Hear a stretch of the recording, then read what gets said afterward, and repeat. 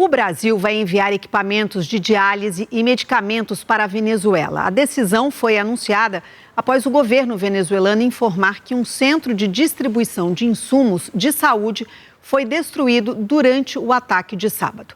A gente fala ao vivo, então, com a Vitória Mello, que está aqui, ela está em Brasília. Vitória, esse apoio, ele já tem um prazo definido? Quando é que esses medicamentos e esses equipamentos devem chegar à Venezuela?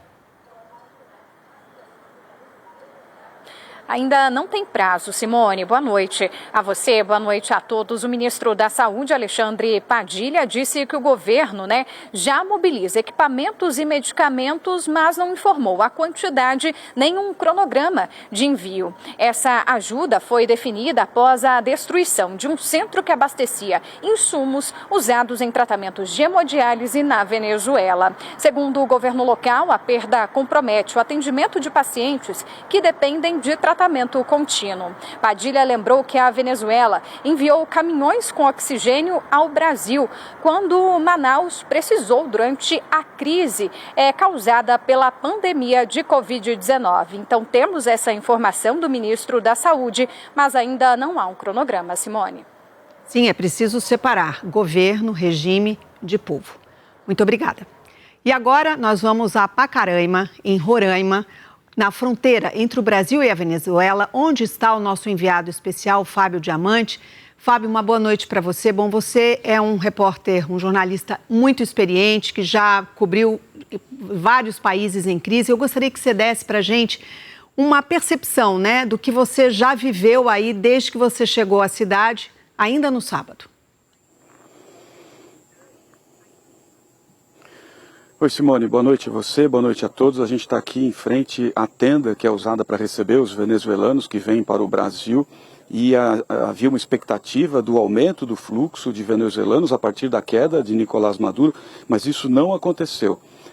O Exército, inclusive, chegou a informar que já tinha percebido uma queda desse fluxo a partir da crise dos Estados Unidos com a Venezuela.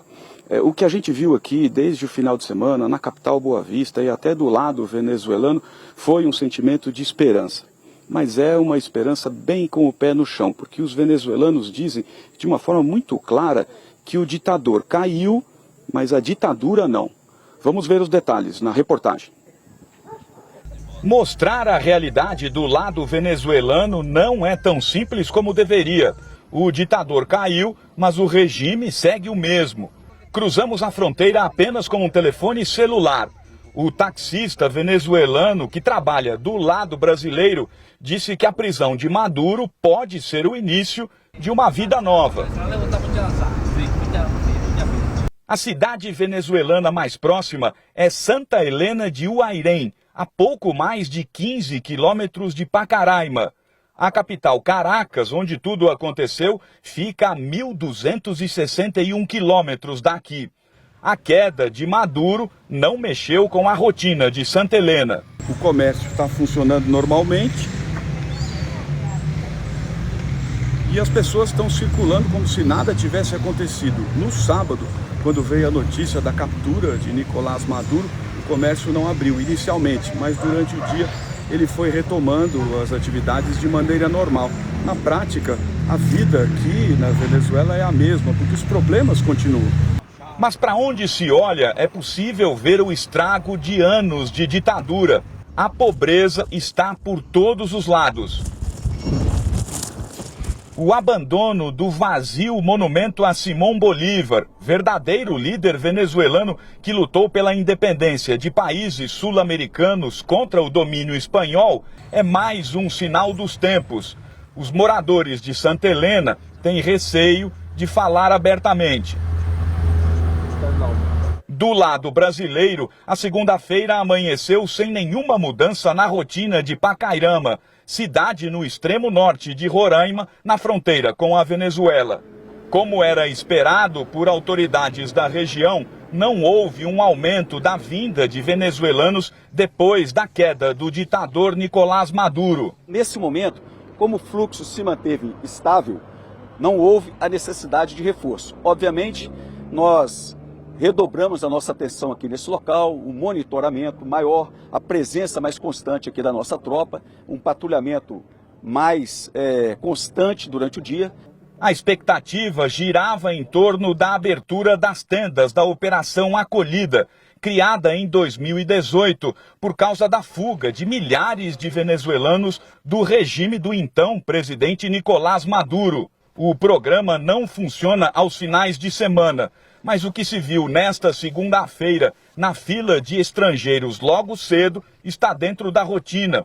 O que mudou foi a esperança de quem ainda sonha em voltar para casa. Se vê que há mais esperança. Pode melhorar. Pode melhorar. Assim Deus queira que possa melhorar. Já são mais de 80 mil venezuelanos que vivem atualmente em Roraima. A imensa maioria festejou a captura de Nicolás Maduro pelos norte-americanos. Na noite de sábado, uma comemoração tomou as ruas do centro da capital Boa Vista. Confiamos que Venezuela vai ser libertada completamente. Você acha que a gente não vai comemorar? Depois de tantas lágrimas e tantas lutas, a gente está eu sou muito obrigado ao Brasil por as coisas que eu tenho. Todas essas pessoas são venezuelanos que vieram para cá comemorar a queda do ditador. Eles estão aqui desde o início do dia, desde que veio a notícia da queda de Nicolás Maduro. Horas depois do ataque norte-americano, Exército, Receita Federal e Polícia Rodoviária Federal apertaram a fiscalização na passagem de carros pela fronteira. Já é uma escala que nós vimos cumprindo antes de toda essa confusão na Venezuela. Então a gente combinou com o capitão aqui, que tem que fazer a patrulha, ele cumpre a obrigação dele, e nós cumprimos a nossa e em alguns momentos nós fazemos isso simultaneamente. Os venezuelanos parecem saber que tanta perseguição fez com que a ditadura deixasse para trás, em praças abandonadas, seus verdadeiros heróis.